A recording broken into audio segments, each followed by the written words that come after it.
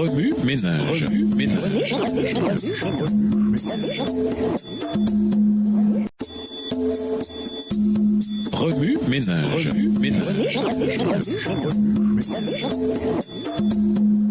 Bienvenue dans votre émission. Remue ménage. Nous voilà à la leçon de mercredi. Faire l'expérience de Dieu. Lisons Acte 8, les versets 1 à 3.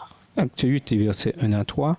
Saul approuvait le meurtre d'Étienne. Il y eut ce jour-là une grande persécution contre l'Église qui était à Jérusalem. Et tous, excepté les apôtres, se dispersèrent dans les contrées de la Judée et de la Samarie. Des hommes pieux ensevelirent Étienne et firent sur lui de grandes lamentations. Or Saul ravageait l'Église. Il pénétrait dans les maisons et arrachait hommes et femmes et les faisait jeter en prison. Quand avez-vous pour la dernière fois dégusté une mangue bien mûre, juteuse à souhait? Si quelqu'un vous avait donné une image de cette mangue, l'avait décrite en détail, et vous avait dit ensuite, maintenant, déguste-la, qu'auriez-vous ressenti? Ce que vous vouliez, c'était mordre dans cette mangue et vous régaler de son goût sucré.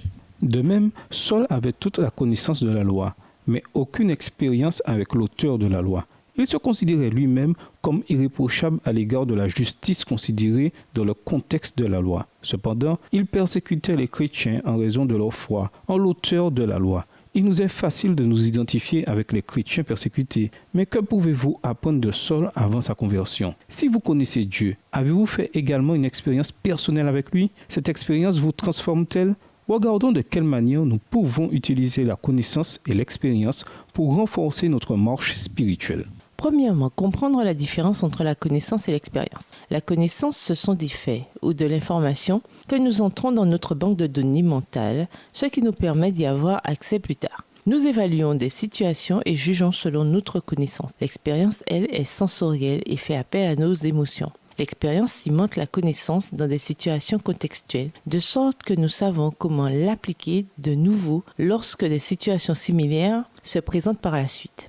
Ainsi, la connaissance et l'expérience sont toutes deux importantes dans notre relation avec Dieu et sa parole. Deuxièmement, reliez la connaissance à l'expérience. Réclamez les promesses que vous découvrez dans les Écritures. Dieu nous a donné ces promesses pour que nous puissions en découvrir davantage sur son caractère. En regardant ces promesses de plus près, vous constaterez qu'elles sont principalement de nature à encourager. Même lorsque le peuple désobéissait à Dieu et que celui-ci l'avertissait des conséquences de sa désobéissance, il leur rappelait qu'il aurait pitié d'eux. Troisièmement, s'ouvrir à l'expérience de l'amour de Dieu. Le caractère de Dieu et son plan pour notre vie ont l'amour pour centre. Parfois, nous craignons de faire l'expérience de l'amour de Dieu parce que quelqu'un nous a blessés. Il devient alors plus facile de nous focaliser sur la connaissance intellectuelle parce qu'elle nous semble sûre. Une vie spirituelle saine combine la connaissance et l'expérience en vue d'une compréhension plus profonde du dessein de Dieu pour notre vie. Remue ménage, à votre avis, qu'arrive-t-il lorsqu'on ne s'appuie que sur la connaissance pour connaître Dieu ou que sur l'expérience? Que signifie pour vous avoir une expérience personnelle avec Dieu?